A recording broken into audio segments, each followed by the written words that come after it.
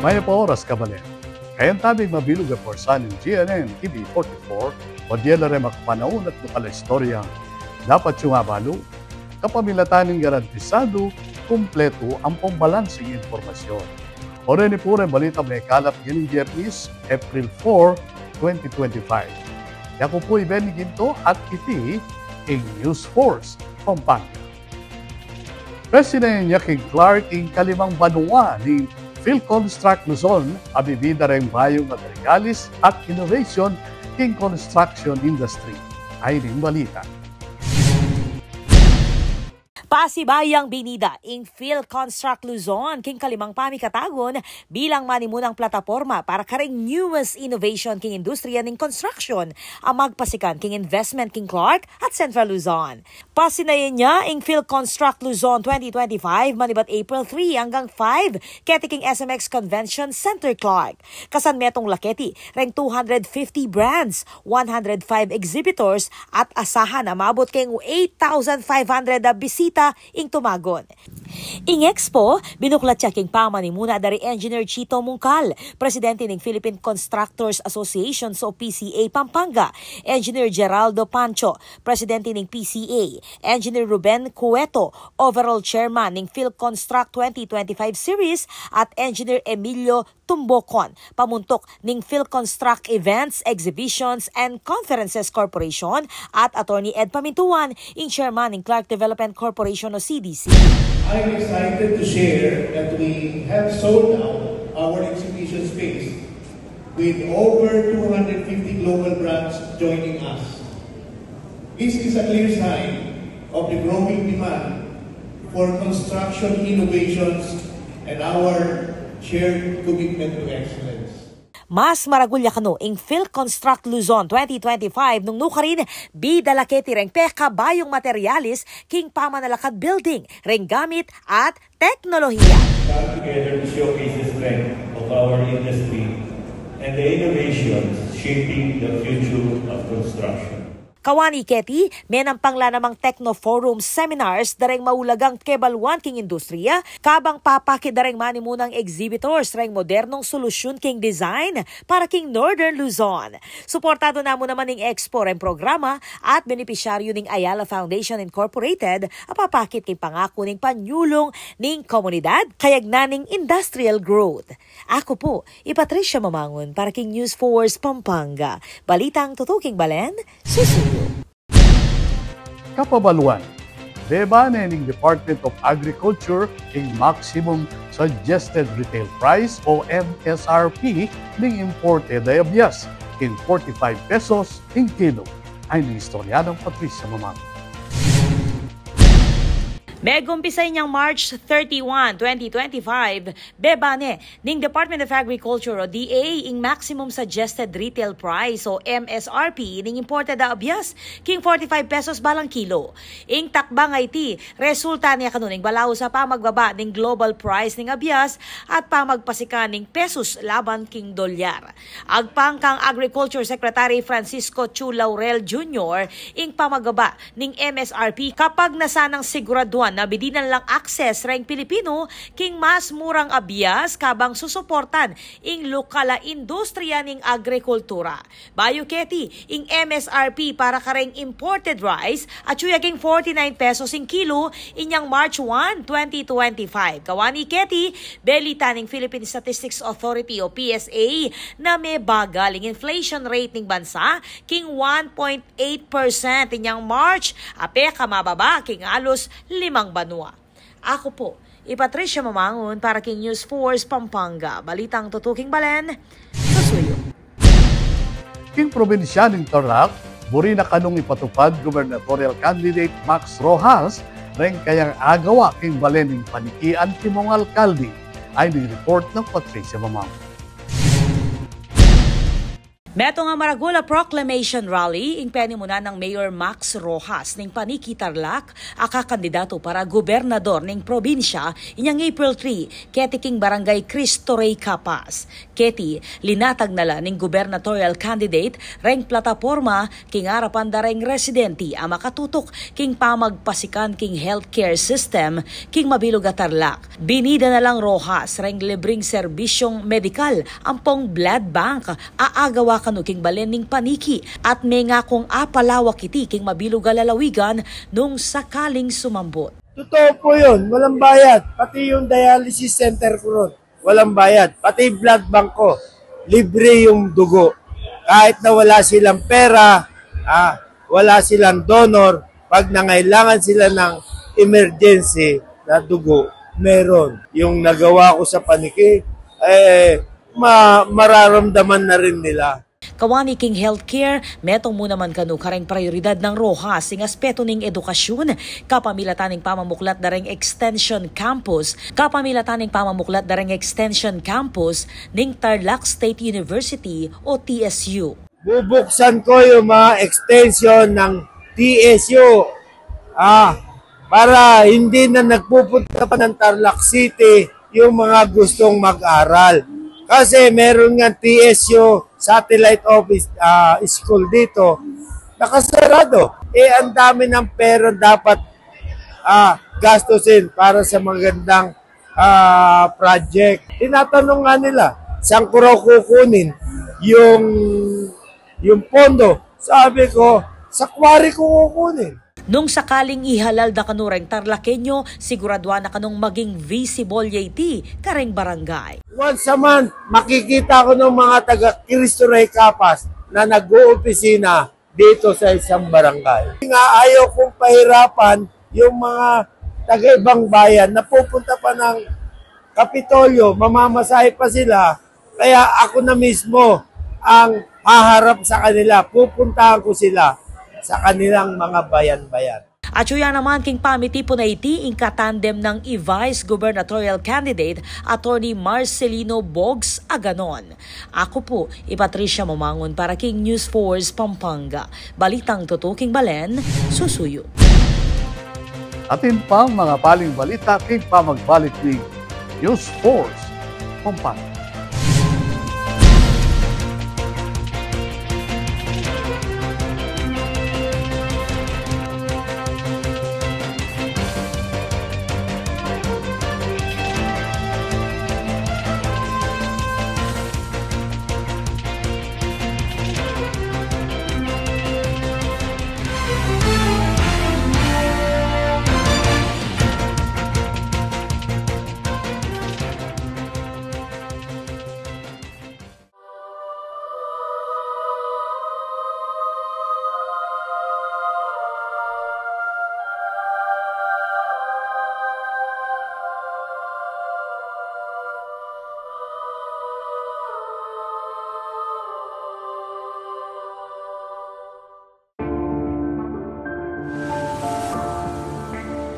Sabi nila, wala ka daw ginawa nung nakaupo ka sa Senado.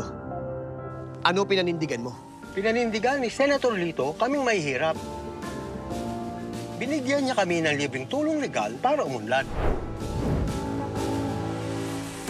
Gagawin ko ang lahat para magbayad sila. Boss! Ang sabi nila, artista ka lang. Ano bang magagawa ng isang action star? Marami nang nagawa si Senator Lito. At ang isa dito ay yung pag-aksyon niya para sa kapakanan naming mga manggagawa. Ang sabi nila, hindi ka daw nakapagtapos sa pag-aaral. Paano mo kami matutulungan? Hindi nga siya nakapagtapos, pero ginawa niya ang lahat para kami ay makagraduate na! Ilan lang yan sa maraming nagawa ni Senator Lito Lapid. Dumanas ka man ng hirap. Lahat ng sabi-sabi sa'yo, inaksyonan mo. Kung ako'y nakaahon, kaya nyo rin. Kaya natin lahat lumaban at umunlad. Tatak Lingkod Lapid, Supremo ng Senado. Lito Lapid, number 35 sa balota. Lito, Lito, Lito Lapid!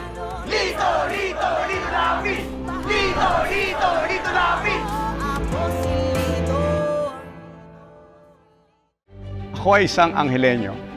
May determinasyon at dedikasyon sa bawat aksyon. Masipag, tapat at handang maglingkod. Sa oras na dapat. Makatao at may paninindigan. Malikhain at may inisyatiba. May puso para sa masa, handang protektahan ang kapaligiran. Para sa kinabukasan. Ako ay isang Anghelenyo. Ako ay isang Anghelenyo. Ako ay isang Anghelenyo. Ako ay isang Anghelenyo. Ako ay isang Anghelenyo. Handa ako para sa lungsod. Buong pusong maglilingkod sa inyo.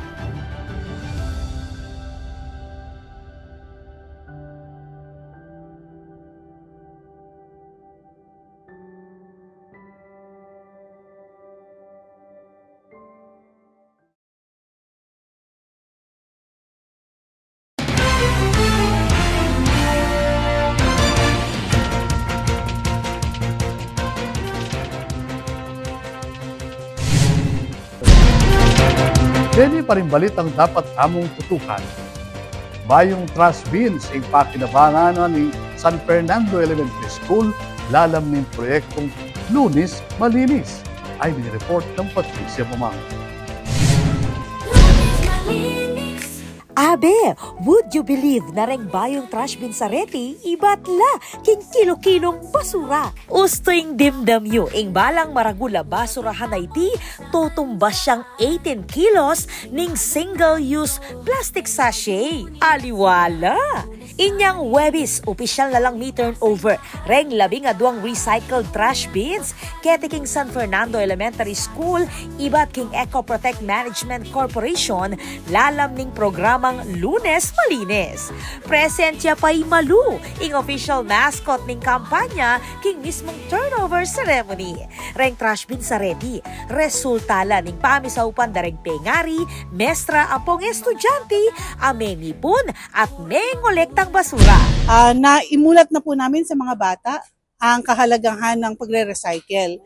Actually, every Monday po talaga nagko-collect kami ng mga basura. Hindi ito matatapos.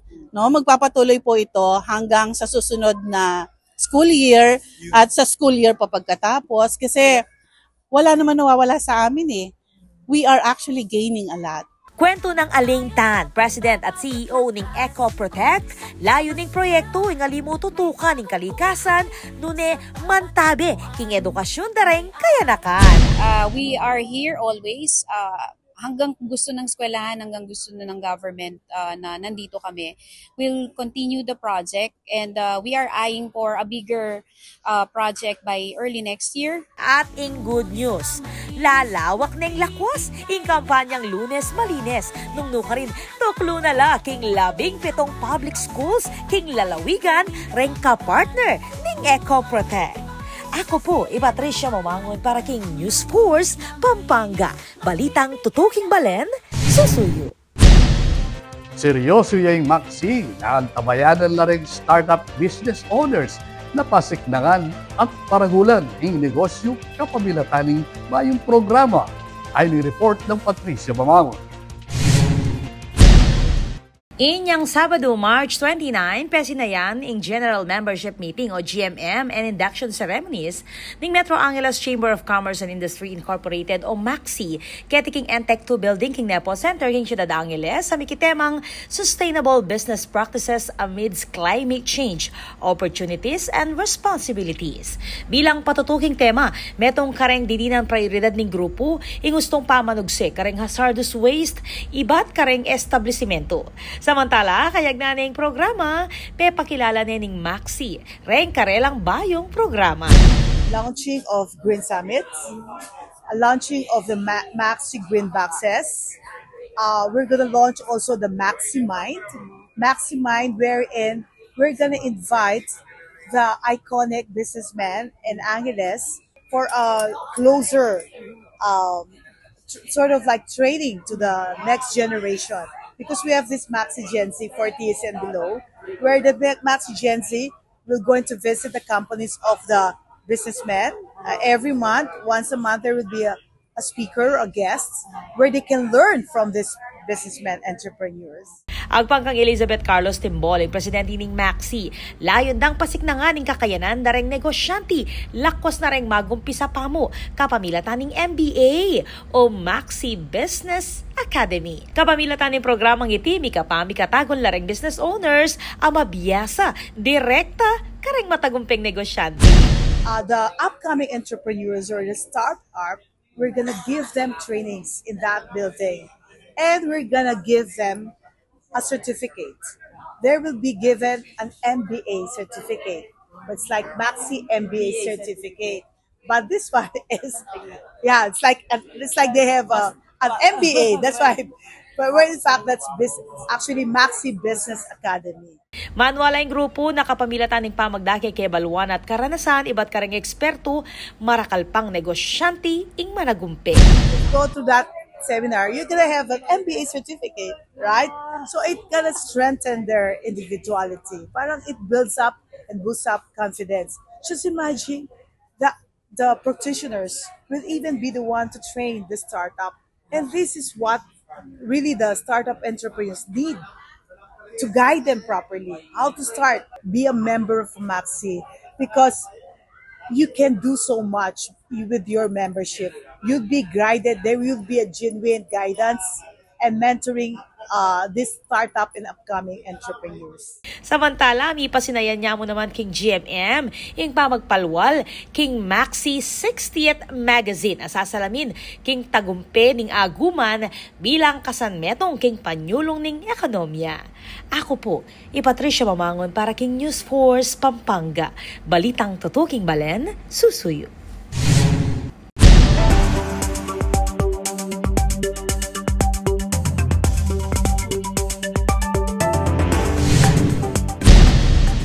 Kaya katamong pakibaluan ng bilin ng panahon king lalawigan, kilo ng 24 oras.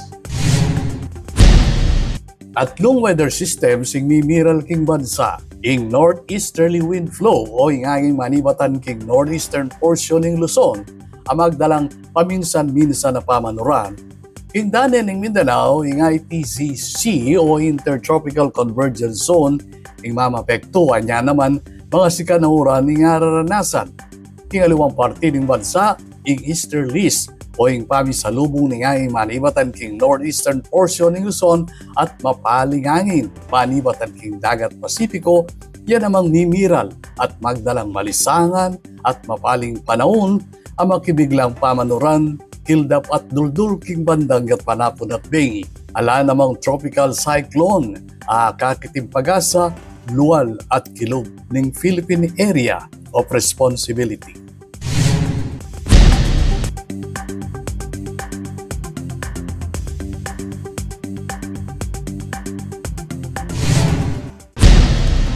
Kabalen, maging parti ka king pamagbalita kitiking News Force Pampanga.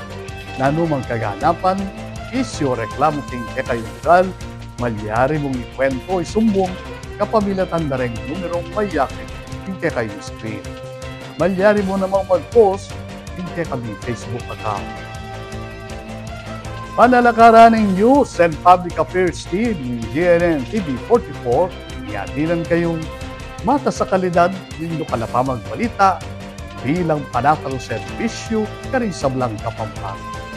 Hailben nyo lang in Bernice, Rene Calapa Istorya, Ketiking Provincia. Yako po ibenigin to at ini in News Force Pampanga. Balitang tutu, King Balen, susunod.